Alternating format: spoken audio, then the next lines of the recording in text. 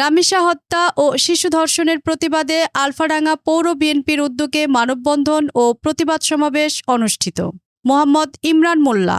আজ শনিবার ২৩ মে ফরিদপুরের আলফাডাঙ্গা চৌরাস্তায় বাংলাদেশ জাতীয়তাবাদী দল বিএনপি আলফাডাঙ্গা পৌর শাখা ও অঙ্গ সংগঠনের আয়োজনে রামিসা হত্যা ও শিশু ধর্ষণের প্রতিবাদে মানববন্ধন ও প্রতিবাদ সমাবেশ অনুষ্ঠিত হয়েছে। মানববন্ধনে স্থানীয় নেতাকর্মী, বিভিন্ন শ্রেণী পেশার মানুষ ও সচেতন নাগরিকরা অংশগ্রহণ করেন। বক্তারা শিশু ধর্ষণ ও হত্যার ঘটনায় গভীর উদ্বেগ প্রকাশ করেন এবং দোষীদের দ্রুত গ্রেফতার ও দৃষ্টান্তমূলক শাস্তির দাবি জানান।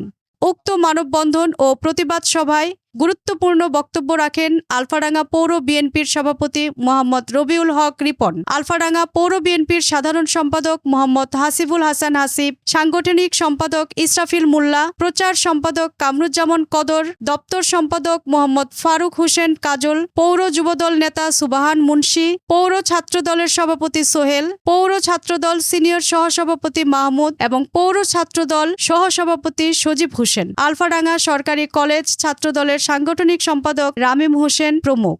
বক্তারা বলেন, সমাজ থেকে ধর্ষণ ও নারী শিশু নির্যাতন বন্ধ করতে সামাজিক সচেতনতা বৃদ্ধি এবং কঠোর আইন প্রয়োগের কোনো বিকল্প নেই। তারা অবিলম্বে রামিসা হত্যার বিচার নিশ্চিত করার জন্য প্রশাসনের প্রতি আহ্বান জানান।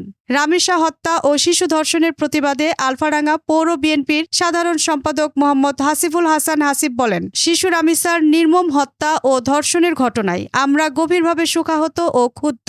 এই ধরনের ন্যাক্কারজনক ঘটনা কোনো সভ্য সমাজে মেনে নেওয়া যায় না।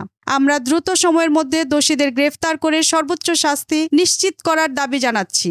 একই সঙ্গে সমাজের সকলকে শিশু ও নারীর নিরাপত্তা নিশ্চিত করতে ঐক্যবদ্ধভাবে কাজ করার আহ্বান জানাই। প্রশাসনের প্রতি অনুরোধ যেন এই ঘটনার সুষ্ঠু তদন্তের মাধ্যমে দৃষ্টান্তমূলক বিচার নিশ্চিত করা হয়, যাতে ভবিষ্যতে কেউ এই ধরনের অপরাধ করার সাহস না পায়।